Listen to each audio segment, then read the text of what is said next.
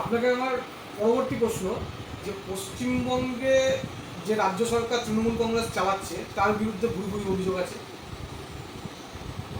এই সরকার এই 2024-এর যে লোকসভা ভোট, সেই লোকসভা ভোটের পর এই সরকার আর কি চলবে? আর বেলডাঙ্গা পৌরসভার দিক থেকেও যদি আমরা বিচার করি, বেলডাঙ্গা পৌরসভা 2024-এর জেনারেল ইলেকশন সাধারণ নির্বাচনের পর তারা আর তাদের ভোট কতটা চালিয়ে নিয়ে যেতে পারবে, যেখানে তাদের বিরুদ্ধে অভিযোগ যে তারা একটা হাতের পুতুলের মতো ভাবে একটা পৌরসভা চালাচ্ছে। দেখুন, আমি বলি পশ্চিমবাংলার সরকার যখন এই নির্বাচনী ফলাফল যখন সামনে এসে যাবে, তখন আপনারা নিশ্চয় দেখেছেন এই নির্বাচন যেটা হলো, মমতার পাশে কেউ নেই, মমতা অভিষেকের পাশে কেউ নেই, কেবল প্রচারের দুটোই মুখ, পিসি আর ভাইপো। ডিক্টেটরশিপ চালানো যে ফল হয় তার অত্যন্ত জ্বলন্ত দৃষ্টান্ত।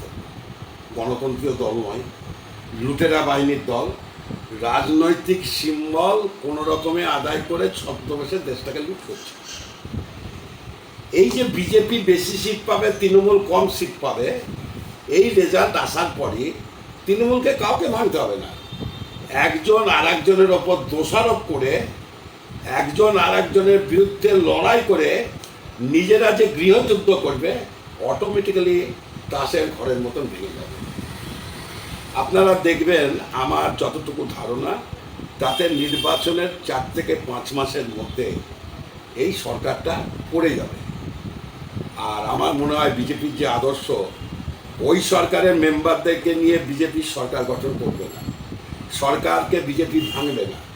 সরকার যদি ব্যর্থ হয়, সরকার যদি পড়ে যায়, তখন নতুন করে আবার পশ্চিমবাংলার জনগণের কাছে তার ঘোষণা যাবে যে আপনাদের দ্বারা নির্বাচিত সরকার গঠন করুন, পশ্চিমবাংলায় করতে হবে। আর বেলডাঙ্গা পৌরসভার কথা বলছেন, দেখুন সব জায়গাতে সবাই খারাপ না, কিছু কিছু ভালো থাকে। এই ভালো আর খারাপের দ্বন্দ্ব আসবে। বেলডাঙ্গা পৌরসভা তো দ্বন্দ্ব আসবে, দ্বন্দ্ব আছে এখনো, সেই দ্বন্দ্ব একটা বিরাট আকার নেবে।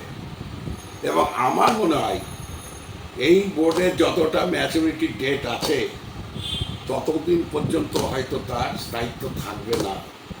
তার আগেই বেলডাঙ্গা পৌর বোর্ড হয়তো ভেঙে যাবে। তাদের নিজস্ব ঝগড়াঝাঁটি, অশান্তি, ভাগবটারার নিয়ে গণ্ডগোল, বিভিন্ন স্বার্থের চারিতার্থে তারা নিজেরা এত অন্তর্কলহে জর্জরিত হয়ে যাবে যে বোর্ডটা অটোমেটিক্যালি ভেঙে যাবে। এটা আমার বিশ্বাস। ধন্যবাদ। ধন্যবাদ জানাই অলোক ঘোষ মহাশয়কে এবং আপনাদের সকলকে।